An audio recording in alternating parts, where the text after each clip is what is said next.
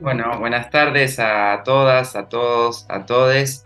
Hoy tenemos el gusto de encontrarnos con Gladys Canueto, una querida colega, amiga, educadora y quien se desarrolla, bueno, entre otras ocupaciones y múltiples en la que viene trabajando como vicedecana de la Facultad de Humanidades de la Universidad Nacional de Mar del Plata, que también es mi espacio de trabajo.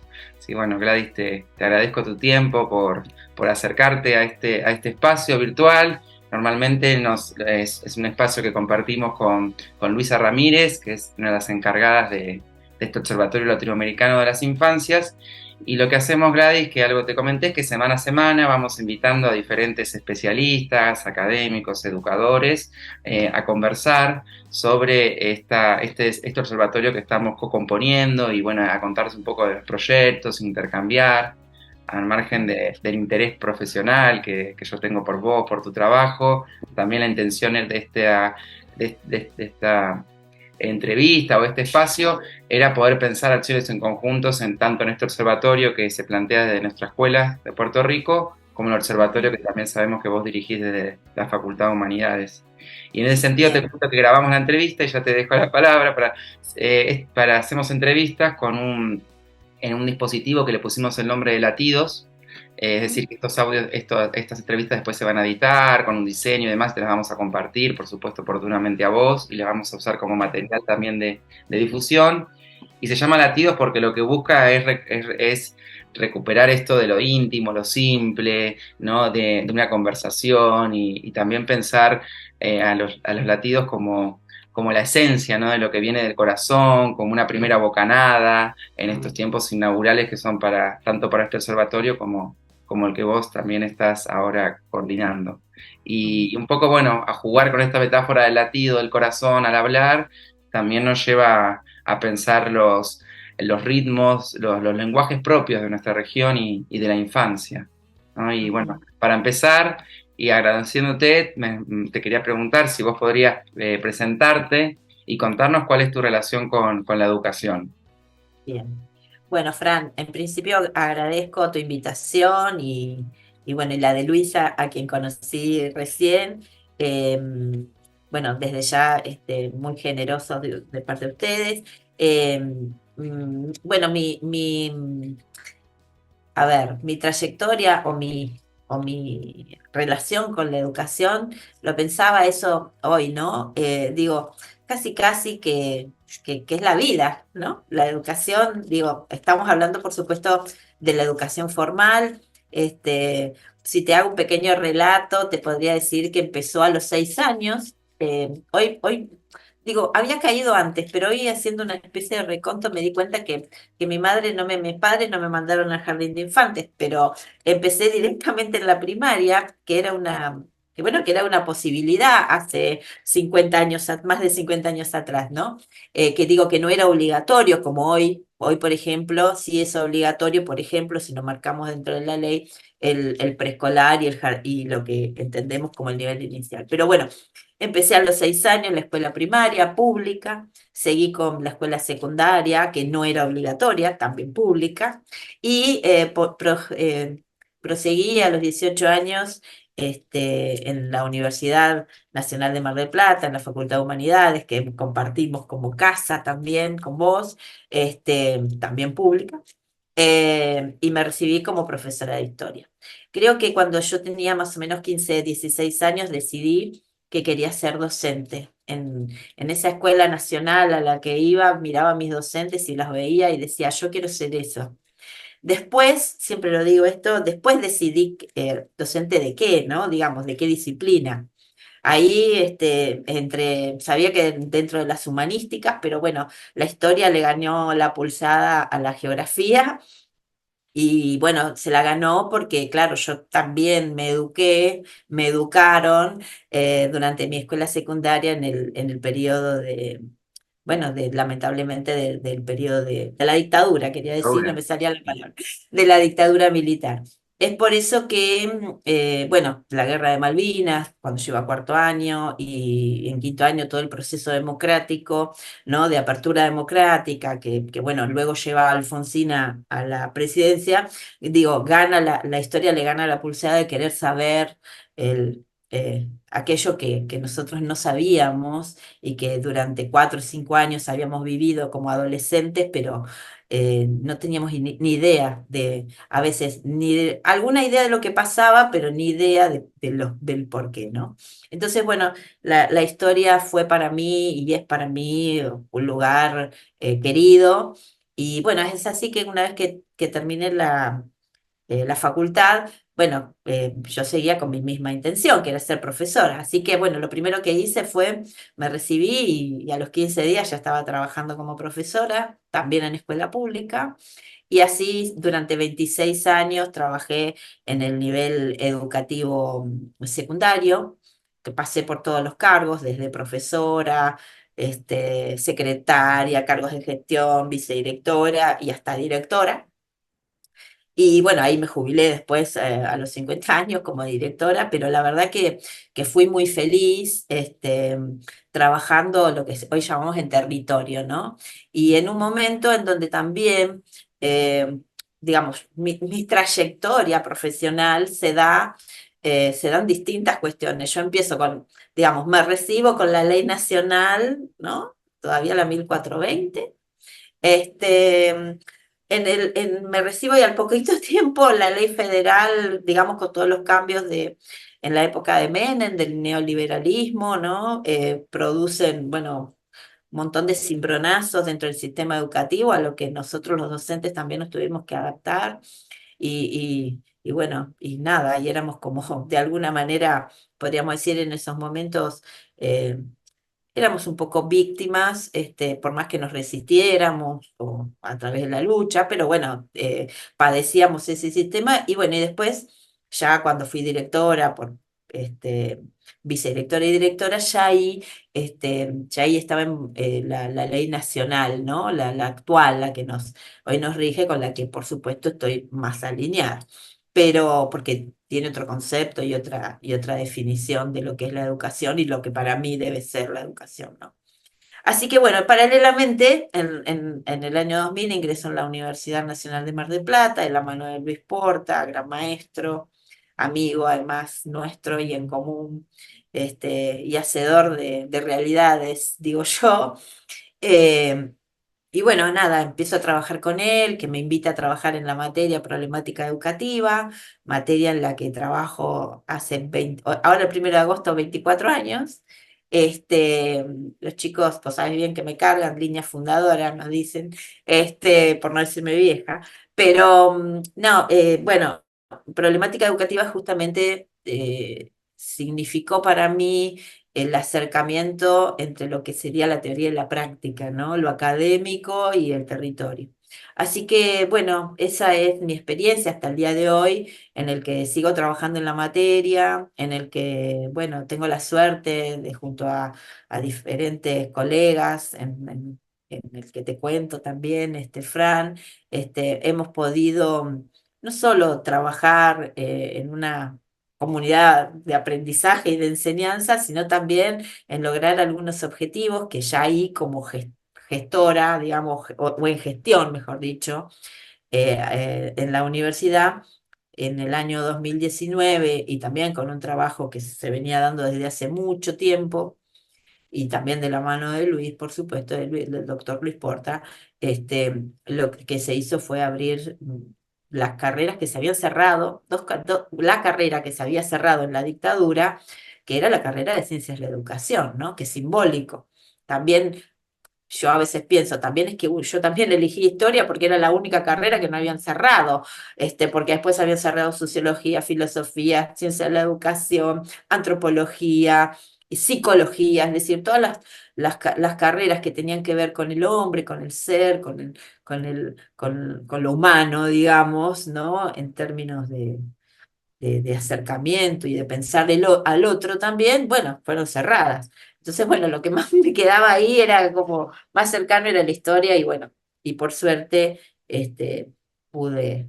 pude de alguna manera ejercer mi profesión, que es la docencia y que sigue siendo la docencia, que es lo que realmente me doy cuenta que es lo que me convoca y que es lo que me atrae, ¿no? Hasta el día de hoy. Medio Gracias. que ya, medio largo lo hice, me parece, No, pero hombre, muchas gracias, muy generosa también tu presentación para pensar hitos también de este Mm, acercamiento, ¿no? Y de vuestro reconocimiento como educadora. Y desde ese reconocimiento como educadora, y habiendo transitado un poco todo esto que nos decías, y también como madre, podríamos decir, quería ah, sí, claro. preguntarte qué oportunidades o qué desafíos entendés que tiene la infancia, particularmente en este tiempo, ¿no? Y en ese entramado, ¿no? Que vos también nos haces, porque también es esa vida que vos ibas reconstruyendo, también coincidentemente en nuestro país, en Argentina, se desarrolló con la construcción de la democracia, ¿no? Y con Mm, el avance también en derechos, en protección también humanos, que bueno, que aunque con sus limitaciones y obstáculos, han sido un avance en sí, ¿no? Entonces, bueno, mi pregunta sí. era, desde esa experiencia también de vos como vida y como educación y educadora que sos, ¿qué desafíos, qué oportunidades crees que tienen hoy las infancias para nuestro país y para nuestra región? Bueno, yo en principio como bueno, a veces yo te agradezco la palabra educadora, a mí me parece re grande, pero la asumo. Y bueno, en principio creo que las infancias tienen, tanto en nuestro país como en la región, tienen futuro. Yo no podría pensar, no podría estar en educación si no pensara que la educación sirve para transformar y sirve para pensar en un futuro posible o futuros posibles, no en uno, ¿no? Digo, no en uno en particular, sino en los futuros que cada uno decida o tenga la posibilidad de decidir. Eso es lo que a mí me preocupa, en esas posibilidades, en esas condiciones de posibilidad. Cuando yo pienso en mi propia infancia y en las posibilidades que teníamos de poder ir, qué sé yo, cualquiera, o sea, la escuela pública era un lugar, digamos, un lugar valorado, un lugar de seguridad, un lugar de conocimiento, ¿no? Entendido en esas viejas concepciones muy tradicionales también, pero bueno, un lugar donde también, más allá de lo común, ¿no? Había diferencias y bueno, y uno podía transitar esas diferencias y bueno, también salimos de ahí, ¿no? De ese lugar. A mí hoy creo que el recorrido, yo marqué las tres leyes, ¿no? Las tres leyes que de alguna manera son los hitos del sistema escolar argentino. Y pensaba bueno, que la Argentina ha sido un país pionero, ¿no? Con la ley 1420 que el 10 de julio se cumplen 140 años de la ley. Eh, sin embargo, si bien estas leyes, cada una fueron abriendo y expandiendo sus derechos, bueno, la ley federal con algunos matices, pero podríamos decir que también, porque con el LGB se expande de de lo que sería el nivel primario, los 6 años de la primaria a 9, ¿no? Podemos decir que desde ese lugar lo veo como algo positivo, a la ley que hoy nos rige, que es aquella ley que que dice que la escuela secundaria es obligatoria y lo dice, yo siempre eso lo hablo con los estudiantes, ¿no? Digo, se pasaron un siglo, porque digo, la 1420 era del siglo XIX y la de la secundaria obligatoria del siglo XXI, de 2006. Digo, hubo todo un siglo que pareciera que nadie pensó que la educación secundaria tenía que ser obligatoria. Creo que esto tiene otros motivos, ¿no? Pero más allá de eso, hoy, si bien considero que la educación es un derecho, por supuesto, es un derecho humano primero, es un derecho social también, es un derecho cultural, pero también, pero creo bueno, que hoy, por más que esos derechos eh, están hasta en leyes, como la ley 26.206, digo, todavía hay una deuda, ¿no? Hay grandes sectores de la población y fundamentalmente las infancias, que son los más vulnerables, que todavía no pueden gozar, ¿no? De esos derechos. O sea, el Estado o el Estado, digo, en principio, pero también la misma sociedad no garantiza, digo, ¿no? En estos momentos, en un momento tan particular también para nuestro país, ¿no? Donde creo que hay una gran crisis de representación, ¿no? Bueno, la sociedad también debe hacerse cargo de esas infancias. O sea, también creo que el Estado no es una entelequia, ¿no? Sino que también el Estado, digamos, somos quienes lo formamos, somos quienes tenemos responsabilidades. Entonces, bueno, creo que hay una gran deuda y nosotros no podemos dejar que eso ocurra. Entonces creo que bueno, siento que sí, que nosotros tenemos que estar atentos y tenemos que generar acciones, aunque esas acciones hoy no sean valoradas, aunque hoy sean puestas en discusión, aunque se tensionen, bueno, no importa, creo que lo importante es la acción. Y bueno, y la acción entendida como, bueno, como que el otro es un igual a mí. Este, y bueno, y creo que desde ese lugar nosotros no nos salvamos solos, ¿no? Y, y bueno, eso es lo que yo quiero, lo mismo que quiero para mis hijos, quiero para todos los niños y para todos los adolescentes, porque me parece que es la única forma de poder seguir, digo, ¿no? Porque si no, yo no creo que no hay futuro, yo sí creo que hay futuro.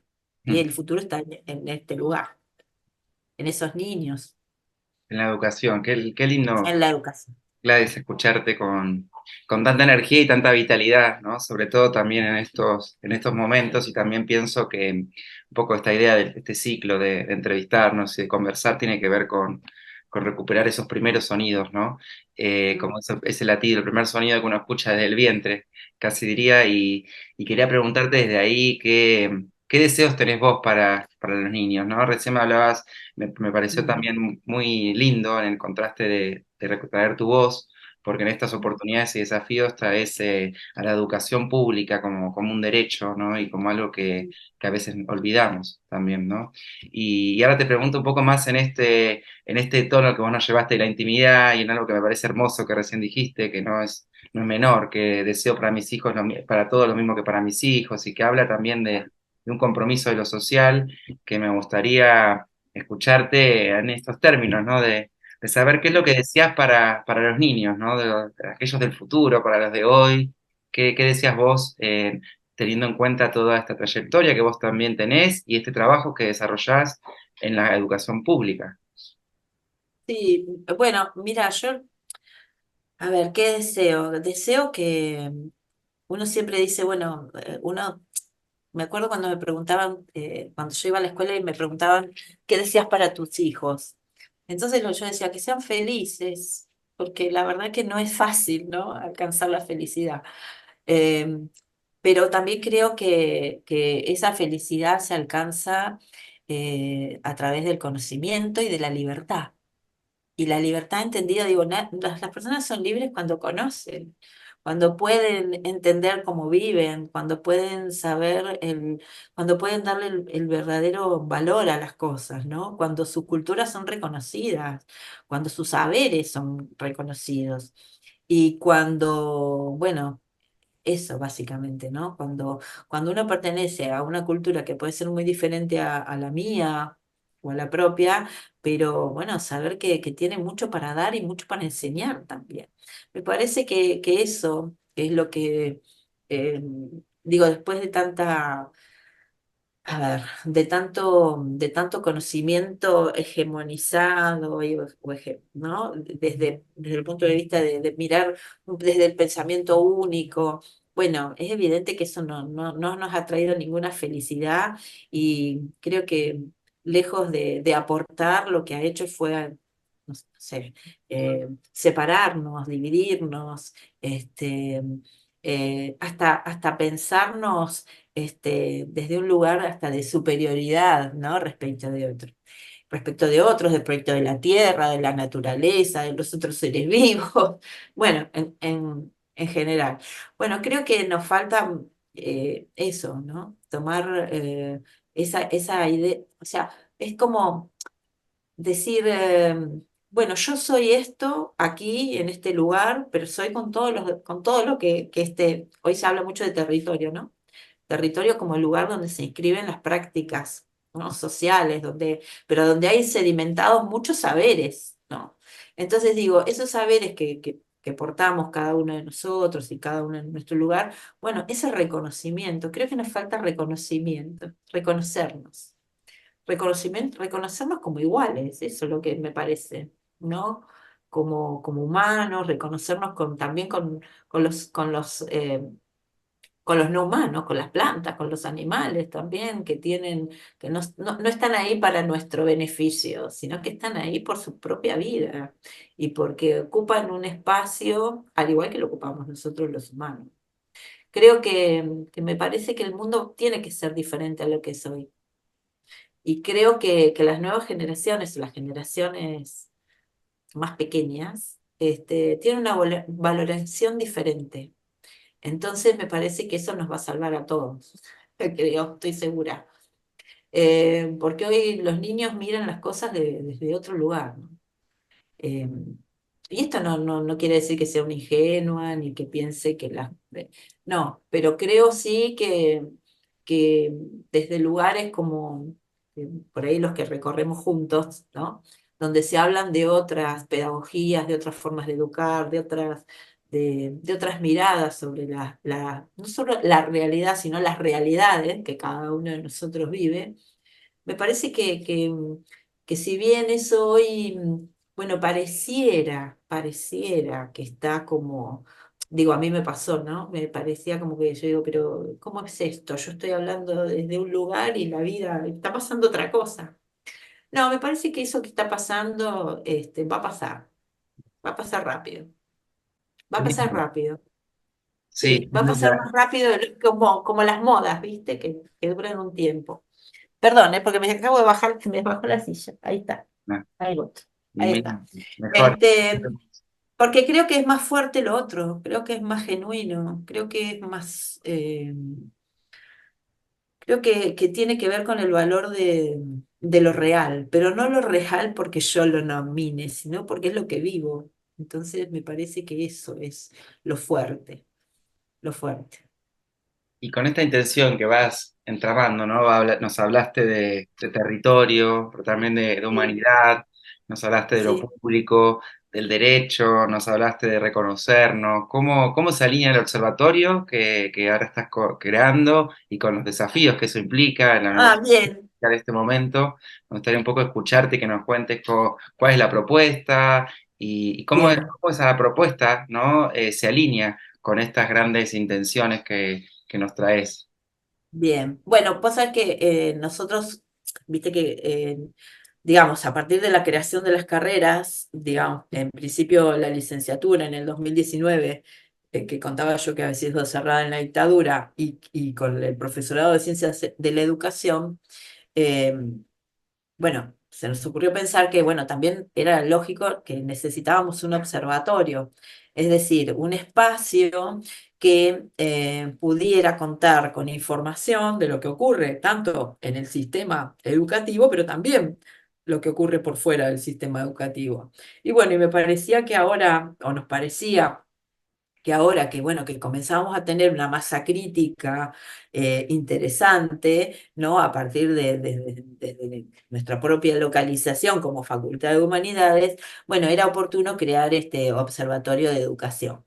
El observatorio en realidad se inscribe dentro de la Facultad de Humanidades, se inscribe en el Centro Multidisciplinario de Educación y es, digamos, un espacio para todos los investigadores que tienen, bueno, básicamente el Departamento de Ciencia de la Educación, pero también para los docentes, para los estudiantes y para los graduados, ¿no? Que digamos que serían de alguna manera los sujetos que conformamos el sistema educativo.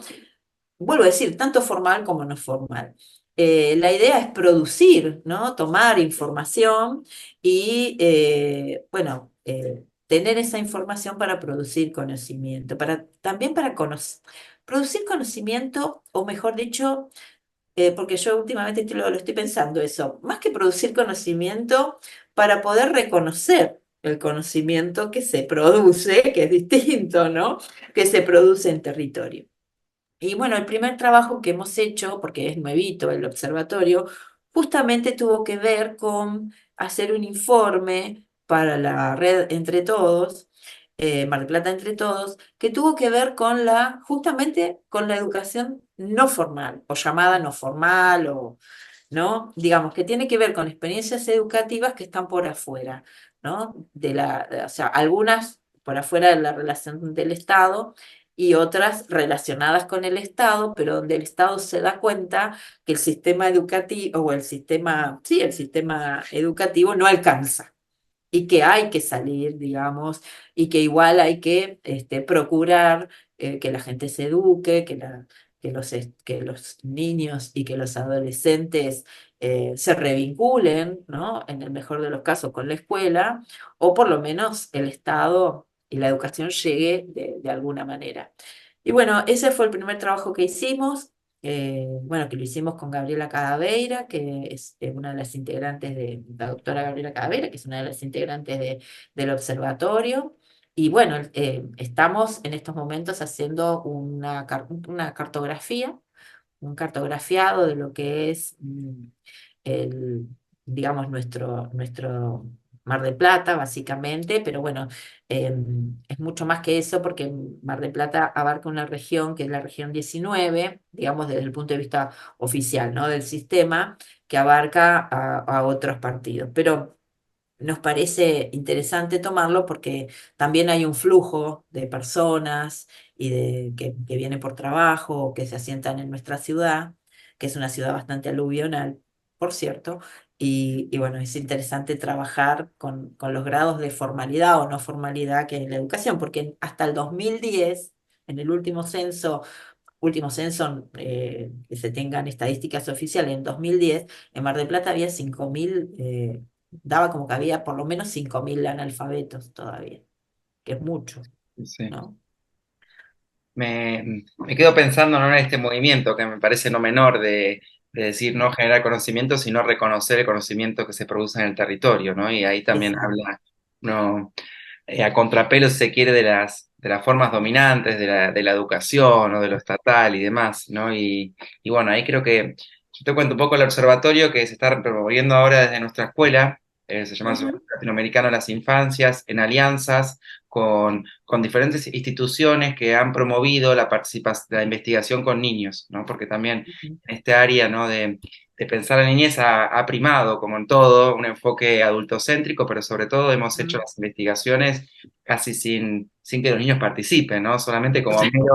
como meros digamos, informantes, pero bueno, un poco la intención nuestra es poder Objeto sujeto, ¿no? Podría decir, claro. totalmente, totalmente. La idea nuestra también es mapear experiencias de donde los niños participen en la investigación, puedan generar, puedan elegir cómo investigar y bueno, el gran alcance que se espera es poder pensar que estas investigaciones también pueden componer política pública en donde los niños participen, ¿no? Como Totalmente. también una vacancia. Y Ujú, también te contaba un poco esto para enhebrar, a ver la posibilidad, por supuesto, este observatorio para mí era muy importante al margen de los vínculos afectivos, ¿no? Biográficos y personales que tenemos por habitar la misma comunidad y el mismo espacio de trabajo. Era importante llamarte estos latidos iniciales, que es convocar a gente que también nos cuenta, nos comparte sus deseos, su sentir de lo que puede llegar a ser un observatorio ujú. para poder entramar también, porque entiendo este lugar que tiene también la educación pública en el tejido social, más en estos tiempos. Y bueno, un poco la pregunta era como si nos podías dar alguna pista más de cómo Sí. podemos hacer que el conocimiento que se produce en el territorio, sea una escuela, un lugar, también tenga, digamos, pueda emerger en espacios como el tuyo, como este, o los vínculos que podamos establecer, ¿no? Bueno, yo creo que básicamente A ver, primero creo que tiene que haber un reconocimiento, o sea, reconocernos, reconocer. eh, A ver, quiero que se me entienda bien, lo estoy diciendo desde el punto de vista con la mayor humildad, ¿no? Digo, porque no es que uno va a no estamos descubriendo nada, sino que simplemente es ponernos desde un lugar más humilde y decir, lo que nosotros hacemos, por ejemplo, en la facultad, es un tipo de conocimiento consagrado, para decirlo de alguna manera, validado y consagrado. Pero hay otros tipos de conocimiento, que a los que creo que nosotros debemos, no solo debemos incorporar, sino que con humildad tenemos que también aprender. Digo, ponernos nosotros también en esa condición de aprendizaje. Eh, y desde ese lugar sí creo que es bueno, que sí nosotros lo que tenemos es la posibilidad de darle u otorgarle, si es que podemos ayudar en algo, mayor visibilidad. Pero no desde, digamos, no estamos habilitando nada, no estamos desde un lugar de superioridad, no, sino todo lo contrario, sino decir, bueno, estas son buenas prácticas educativas. El otro día escuchaba algo que es bueno, fui a una presentación de un libro que tenía que ver con justamente las prácticas educativas, pero también agroambientales que hacen los trabajadores de la tierra, ¿no? Entonces una señora decía que todo lo que se come junto, lo que se cultiva junto, se come junto y tiene buen sabor. Entonces decía que el tomate y el orégano, y yo decía, claro, el tomate y el orégano se plantan juntos, porque el orégano hace que digamos, que no los bichos no ataquen al tomate, ¿no? Digamos, espanta a todos los bichos. Y bueno, y el orégano, ¿quién no comió orégano con tomate? Y yo en mi casa planto el tomate con la albahaca. Digo, yo digo, claro, bueno, esos son conocimientos potentes, ¿no? Que tienen que ver con prácticas y con prácticas ancestrales muchas veces. Entonces digo, bueno, si algo sirve el observatorio y si algo sirve el lugar de privilegio que uno ocupa, porque no deja de ser un lugar de privilegio, porque yo tengo muy claro que nosotros ocupamos lugares de privilegio que además por ser públicos son pagados con los impuestos de la gente que nunca va a poder llegar, que Mm, también digo, no lo digo con culpa, pero sí lo digo con la responsabilidad. Bueno, me parece que también es el lugar para visibilizar todo aquello que no se visibiliza, para,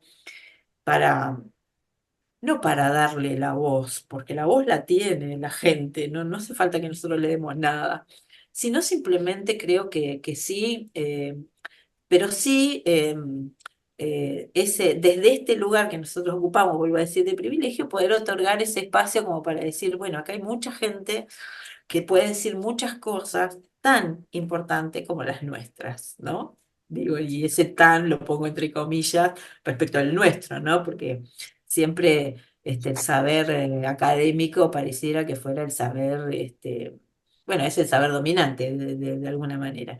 Pero bueno, creo que desde ese lugar nosotros podemos ayudar. Y que el observatorio también sirva para eso, para conocer, porque en realidad yo creo que nosotros, y lo digo asumiendo mi propia responsabilidad, creo que desconocemos un montón de cosas que pasan en la realidad, pero montones, ¿eh? Pero creo que desconocemos más que lo que conocemos. Entonces me parece que tenemos digamos, que si hay un desafío es ese, mm, bueno, ya, poder conocer cosas que tienen que ver, bueno, mirá, te lo voy a decir a vos que lo trabajás tanto, lo cotidiano, esto de la albahaca con el tomate, o sea, no es una cosa menor, porque no, es ancestral. Entonces, si ha permanecido y perdurado, es porque es un conocimiento, pero totalmente válido, ¿no? Porque nos alimenta, porque nos nutre, porque, porque es sabio, porque quedó, porque sedimentó en las culturas. Bueno, entonces creo que eso es, ¿no? Creo que tenemos que bajarnos del pedestal en el que estamos o por lo menos, bueno, algunos están y nada, y ponernos más en el llano y observar. Yo hablo de que estamos como en un tiempo de demora, ¿no? Un tiempo de demora para observar lo que pasa a nuestro alrededor. Y no pasar por la vida como si supiéramos. como si tuviéramos la idea de que entendemos lo que pasa. Y no, no lo entendemos. Sí, me Se nos encanta. escapan muchas cosas de las que pasan. Totalmente, me encanta Gladys y insisto, te vuelvo también a agradecer cómo esto íntimo o esto que es un latido que puede salir, ¿no? Como salirse también un poco del lenguaje académico, ir por lo más simple, ¿no? Y te escucho también y pienso lo importante que es para un observatorio, bueno, pensar en esto que decís, ¿no? Pensar primero en la humildad como posición, ¿no? Y práctica para componer cualquier conocimiento, sabiendo, ¿no? De que los lugares que también nosotros ocupamos, son también lugares muy caracterizados por esa violencia institucional, por todo eso que también nosotros mismos denunciamos y que bueno, y que actuamos a pelo y a contrapelo de ello y me parece la humildad una condición necesaria para este o cualquier observatorio, ¿no? Lo mismo esto del Sí, sentido orgánico también lo celebro y que con este ejemplo se puede hablar tan simple porque creo que es algo contundente y lo que más me toca es esto pienso de cómo el observar está asociado al demorar, ¿no? Y la posibilidad de que sea, bueno, poder mirar un poco con más detenimiento, salir un poco de esta velocidad que nos propone, ¿no? El capitalismo y bueno, poder mirar un poco y poder mirar lo esencial, ¿no? De los niños. sí, Y sí. un poco así también para ir cerrando el conversatorio y no pensarlo tampoco como algo tan extractivista respecto a lo que podrías compartir, pero no sé, se te ocurre alguna condición más que el observatorio este y el que vos te estás conformando, que seguramente vamos a hacer algún acuerdo, Sí, espero, trabajar. por las personas que Sí, estamos claro. involucrados en uno y en otro, pero ¿qué te gustaría que ocurra o qué te parece que también sería importante considerar, además de lo que estuvimos conversando? ¿Hay algo que te parece? Mira, nosotros como estamos como iniciando, estamos como en una etapa de también de abrirnos a relacionarnos con aquellos que quieran, digamos, en principio con los grupos con los estudiantes, digo, y docentes de la facultad, pero también con aquellos que estén por afuera, ¿no? En este caso, otras instituciones, ya sean las de aquí, de Mar del Plata o de otro lugar eh, porque me parece que hay que salir un poco, hay que promover, digamos, también, o me gustaría promover también una mirada bien interdisciplinaria, ¿no? Y también, nada, entender bueno, cómo construir juntos nuevas formas de mirar o mirar las realidades en las que estamos. Por eso yo decía lo del tiempo de demora. Y la palabra observatorio, además, parecería que es una palabra muy, si te la pones a ver, como que estamos observando lo que pasa en la realidad. Yo creo que, que bueno, nada, que hay se usa la palabra observatorio, digo, pero la verdad que a veces uno está lejos de observar esa realidad. Uno está inmerso en ella bueno, y necesita de otros que también miren, ¿no? Esa realidad. Eh, o que la miremos en conjunto, y eso es lo que me gustaría, que nos ayudáramos a mirar, que, que pudiéramos tener una mirada más fresca también, ¿no? Sobre lo que pasa, sobre la realidad, sobre la educación, sobre hacia dónde tenemos que ir, ¿no? Con el tema de la educación. Viste que ahora hay un gran debate respecto de en nuestro país, y en la provincia de Buenos Aires, respecto de bueno, esto de que no se van a tomar, que creo que se comunicó mal, ¿no? También eso, ¿no? Cómo se comunican las cosas. La comunicación hoy es fundamental. La educación es, creo que es el pilar fundamental, pero cómo se comunica también, porque yo no creo en la gradualidad. Creo que la gradualidad ya pasó, ya fue, ya hoy hay que buscar otras formas, otros formatos. Pero pero bueno, ¿cómo serían esos formatos? ¿Cómo serían esas agrupaciones? ¿Cómo se educa hoy alguien? Hoy un niño, vos lo ponés con un celular y toca y sabe y engancha cosas. Yo digo, bueno, eso es un saber que de alguna manera por la práctica. bueno, la inteligencia artificial, que el otro día conversábamos también. Bueno, son elementos que hoy hay que tomar en cuenta. Y no hay que mirarlos como algo negativo, sino como algo bueno, que es parte también, que está producido por el conocimiento, por el hombre, y que, no, nada, pero creo que hay que sentarse a mirar con ojos frescos, ¿no?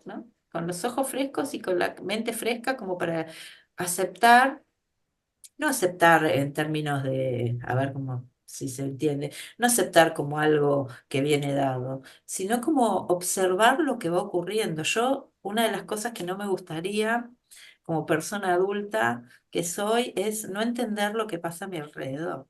Y creo que la educación es fundamental. Creo que nosotros tenemos mucho para decir y para alegar, pero también es cierto que hay mucho que desconocemos, ¿no? Y hay muchas prácticas que tienen los jóvenes y los niños también, los jóvenes, que nos superan abiertamente. Entonces, bueno, un poco me parece que es más un interactuar. Entonces me gustaría desde el observatorio poder interactuar con otros observatorios, con otras instituciones, en donde podamos pensar eh, y donde podemos intercambiar estas miradas de lo que va ocurriendo, de las realidades en las que cada uno está inmerso, que no son las mismas, y aún en nosotros, pues, aún en esta ciudad en la que nosotros dos vivimos, también hay realidades que son completamente diferentes. Por ahí nosotros compartimos una realidad semejante, pero hay muchísimas más que desconocemos. Sin embargo, trabajamos, hacemos paper, escribimos sobre una realidad que es una realidad parcializada, que no es total, que tampoco nos interesa, ¿no? Hacerla, digo, uno creo que es eso, hablar con humildad, decir de dónde uno habla y tener en cuenta que lo que uno dice es una parte pequeña de la realidad, de su propia realidad muchas veces. Así que bueno, eso me encantaría, me gustaría tener relación, y si pudiéramos trabajar con el observatorio, sería buenísimo porque creo que No, podría aportarnos y nosotros también aportar miradas diferentes y formas de hacer también diferentes. sí, sí, ya, no, ya lo creo, ya lo doy casi por hecho conociéndonos a nosotros, pero lo que más me entusiasma, sobre todo en tu voz, y Gladys, te vuelvo a Mm, agradecer el tiempo tuyo y la dedicación también a observar y a pensar esta relación, que bueno, que te damos inicio. Hoy está siendo grabado también este latido para que lo puedan ver, ¿no? En Puerto Rico, en nuestra escuela, pero también en las diferentes redes que se van sumando y bueno, que pueden escucharte a vos. Me parece hermoso desde el lugar que vos estás reconociendo también esta idea de multidisciplinar, de mirar con otros, ¿no? De trabajar en mm, conjunto.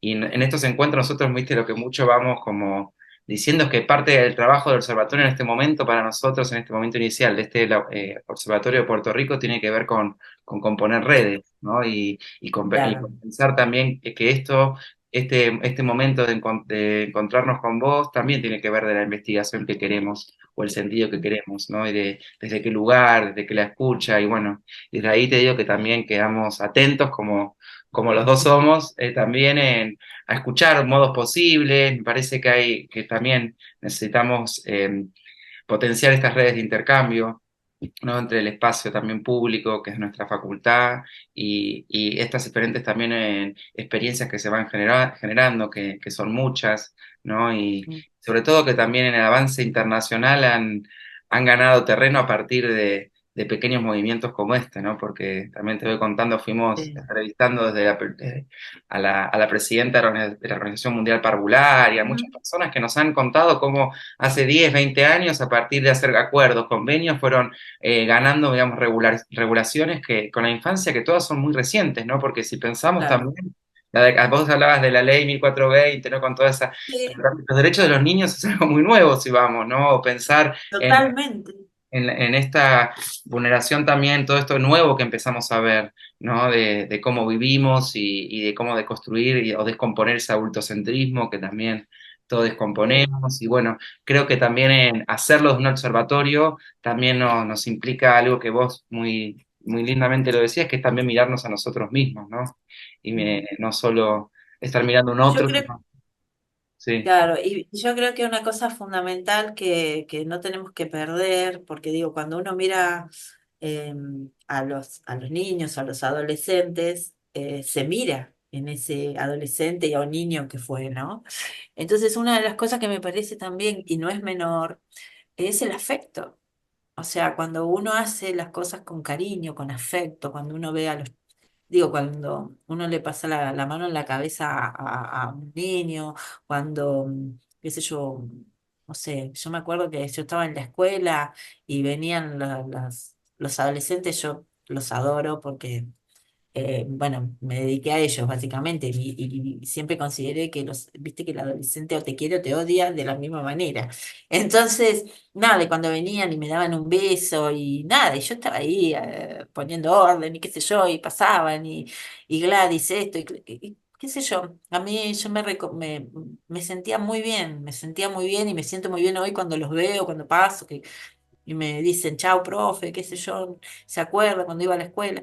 Creo que eso también es muy importante. A mí me parece que es muy importante el afecto, y me interesa decirlo y remarcarlo, porque por más que uno eh, ejerza su función con la autoridad que lo tenga que ejercer, por supuesto, y con los criterios y lo que tenga que hacer, el afecto también tiene que estar.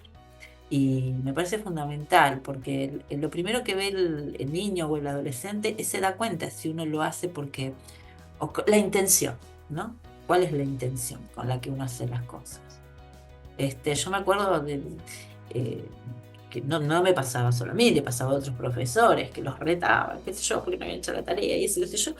Pero había un afecto, hay un afecto ahí, y los chicos lo reconocían. Entonces, me parece que eso también no nos tenemos que olvidar, que también es un mundo muy solitario ¿no? Estamos entrando en esta cosa tan solitaria y por eso me parece que el afecto es fundamental.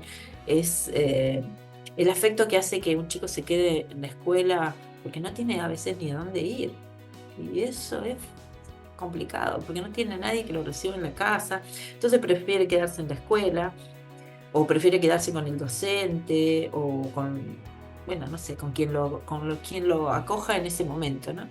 Entonces me parece que eso, no tenemos que descuidar eso, porque me parece que eso después termina siendo una herida muy dolorosa. Y esa herida dolorosa genera adultos que después, bueno, pueden tener, no sé, también grandes, grandes dolores, ¿no? Entonces me parece que eso también como docentes tenemos que poner en juego. El afecto es fundamental. Yo creo en todo, en el conocimiento, en el respeto, en la autoridad del docente, todo, pero que tiene que haber afecto, también tiene que haber. Los niños necesitan de ese afecto. Entonces, y nosotros también lo necesitamos. claro. Bueno, Nosotros también. sí, gracias Gladys Bueno, insisto, por el tiempo, por el espacio y bueno, desde esa apuesta yo creo que bueno, acá las condiciones afectivas están para sí, entramarnos. Te cómo no. agradezco nuevamente tu tiempo y bueno, quedamos a esto, la escucha de, de modos posibles de articularnos. Muchas gracias también por presentarnos el observatorio, ya después vamos a intercambiar alguna información más Bueno, oficial. más formal, tal vez, sí, porque por ahí después podemos trabajar en alguna cuestión, acercarte a alguna cuestión tal vez más formal para poder compartir desde la formalidad de los documentos y de los objetivos también que tiene el observatorio que tenemos, bueno, por ahí para empezar a intercambiar, ¿no? Entre bueno, nuestra escuela y el Observatorio de la Facultad de Humanidades. Y también, por supuesto, queda abierta la invitación para que puedan venir y participar y, bueno, y trabajar en conjunto. Bueno, muchas gracias Gladys. Gracias, Fran.